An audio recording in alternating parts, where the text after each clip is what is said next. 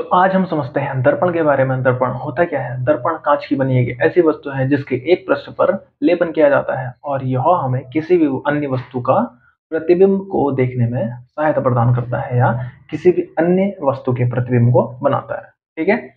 तो दर्पण होते हैं दो प्रकार के। पहला होता है समतल दर्पण, दूसरा होता है गोलीय दर्पण। ठीक है। अब हम आपको अंतर बताएंगे, समतल और गोलीय में अंतर क्या है।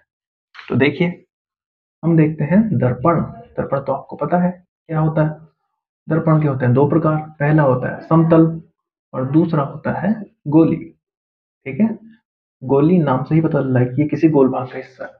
ठीक है। तो पहले हम चर्चा करते हैं समतल पे, समतल दर्पण पे। ठीक है। तो समतल दर्पण में होता क्या है, मान लिया कोई हमारे पास दर्पण है, इसके एक पृष्ठ पर लेपन किया गया है, लेकिन लेपन किसका किया हमने? लेड ऑक्साइड, पीबीओ या चांदी का। ठीक है। तो ये क्या बन जाएगा? एक समतल दर्पण, जो जनरली आप लोगों के घर पे लगा रहता है। ठीक है। इसमें एक फैक्ट है कि ये इसका हमेशा परावर्तक पृष्ठ ये होता है जहां से प्रतिबिंब हमें दिखाई देगा। ठीक है। इसका परावर्तक पृष्ठ क्या होता है? हमेशा समतल। ठीक है। परावर्तक पृष्ठ समतल होता है। और दूसरा पॉइंट है इसका, जो इसकी स्पेशलिटी है या इसका गुण कह सकते हैं आप, जो इसका दूसरा गुण है, मान लिया हमारे पास कोई दर्पण है, समतल दर्पण। ठीक है। और कोई वस्तु यहाँ पे, मान लो कोई आदमी है। ठीक है। यहाँ पर भी कोई आदमी है, लेकिन अंतर इतना है, ये क्या है? वस्तु का काम कर रही है और ये क्या है? इमेज का काम कर रही है। ठीक है। तो जो ये ऑब्जेक्ट है इसका ये इमेज बना हुआ है, लेकिन इसमें खासियत ये है कि ऑब्जेक्ट जितनी भी दूरी पे होगा, इमेज भी उतनी ही दूरी पे बनेगा। मान लिया यहाँ से दर्पण से जो ऑब्जेक्ट की दूरी वो है x मीटर, तो जो मिरर से इमेज की दूरी होगी वो भी क्या होगी? x मीटर ही होगी। ठीक है। पहला पॉइंट क्लियर।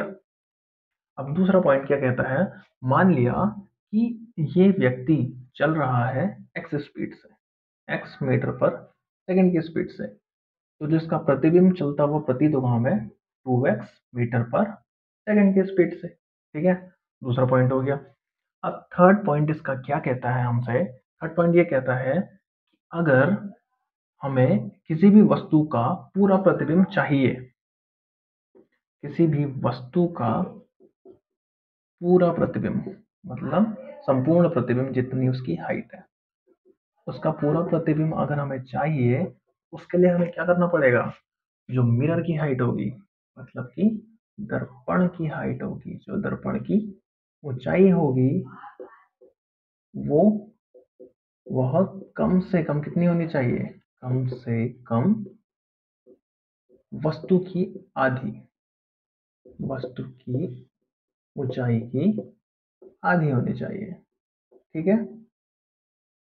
अब एक और पॉइंट है इसमें ही, अगर मान लो कि यहाँ पे ये एक मिरर रखा है और यहाँ पर भी एक मिरर रखा है, इनके मध्य में कोई हमने ऑब्जेक्ट रख दिया, मान लो O। ठीक है। तो जो यहाँ पर भी इमेज बननी है और यहाँ पर भी इमेज बननी है, दोनों में इमेज बननी है, लेकिन दोनों में इमेज कितनी बनेंगी वो हमें पता ही नहीं है। अब एक फैक्ट बताता हूँ आपको, यहाँ से जो भी इमेज बनेगी ना, जो इमेज बना दी इसने, तो उसकी ये इसकी इमेज तो बनाएगा, साथ साथ इसकी जो इमेज है उसकी भी इमेज बनाएगा, वैसे ये वाला करेगा इसके साथ। ठीक है। तो दोनों एक दूसरे की लगातार इमेज बनाते रहेंगे, तो मतलब कि यहाँ पे कितनी हो जाएगी इमेज? अनंत। यहाँ पर नंबर ऑफ इमेज क्या होंगी?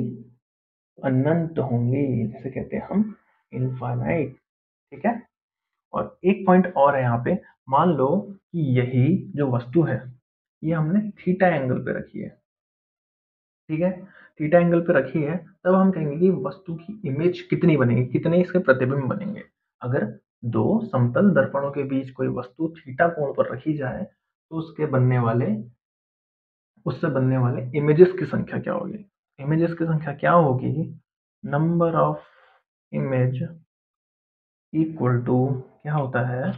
360 अपॉन थीटा माइनस 1। ठीक है। इस जो मिरर की एक और क्वालिटी है, इसकी क्वालिटी क्या है? ये हमेशा कैसा इमेज बनाएगा? सीधा आभासी, आभासी मतलब इमेजिनरी या काल्पनिक कह सकते हो आप।